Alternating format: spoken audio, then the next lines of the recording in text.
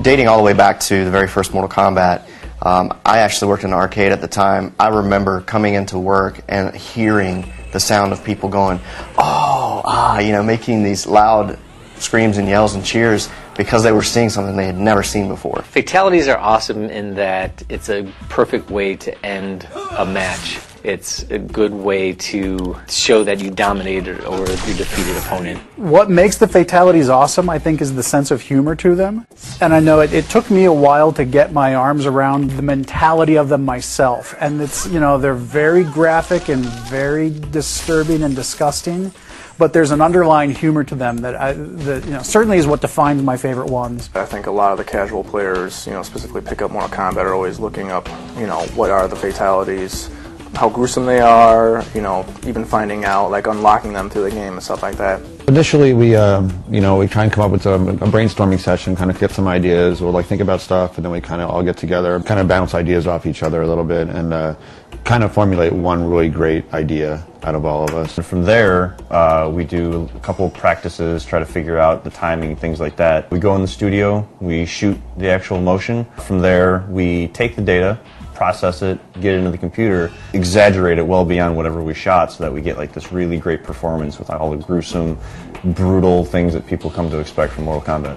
So once all of the action had been defined, we would make sure that blood, any of the magic, any of the other visuals that don't fall under either environments or characters would get put into the cinemas. The most fun I had was actually the one fatality, actually in particular, was the Kung Lao. You know, one of the iconic ones that have been used in a lot of the marketing now. When he lays down his hat and, you know, pulls the unsuspecting victim through it. Carlos is you know, he's a huge character in the studio, and he likes to keep the mood upbeat. The best part that I love about these fatalities is I get to beat up on Rick O'Mara, and he also gets to, you know, perform his fatalities on me. I actually remember when we were shooting the Cabal fatality where the victim falls on the hook swords, and you had Tony supporting Carlos as Carlos is falling over, and it was just hilarious because when you look at the raw data up on the screen, you don't see Tony there, so he fell and it looked so perfect. It was hilarious.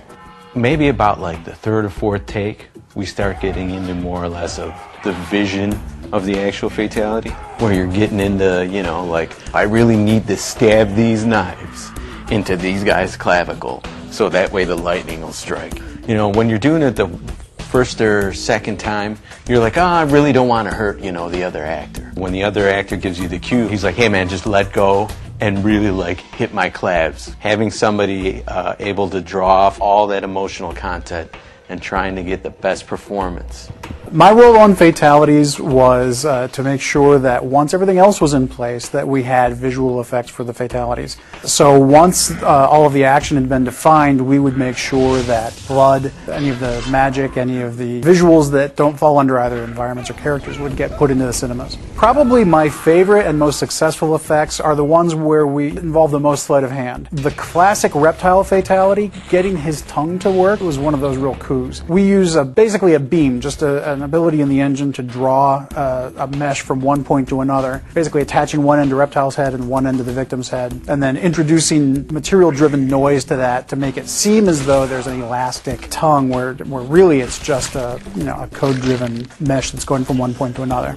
Some of the key points that we really try to focus on is to make sure that every fatality fits into the same look and feel as the others. We don't want one or another to kind of feel different. One of the fatalities that gave us a lot of trouble early on was the sector fatality, where all the missiles fly out, and we had been telling our artists, let's leave it at about 6, and then all these missiles flying around and all these particle effects going off. We were wondering how we were going to pull that one in, but as it turned out, we managed to make it work. Every fatality had its own challenges, ranging from just making the blood look good, and blood from the outset is a tricky thing to get right when we have to do a graphic that will update 60 times a second. The best fatalities are the ones that are nasty. They're like really violent, but at the same time have a comedic tone to it. Those are always the best ones. Most of them actually have a comedic tone to it, and I think that's what makes fatalities popular.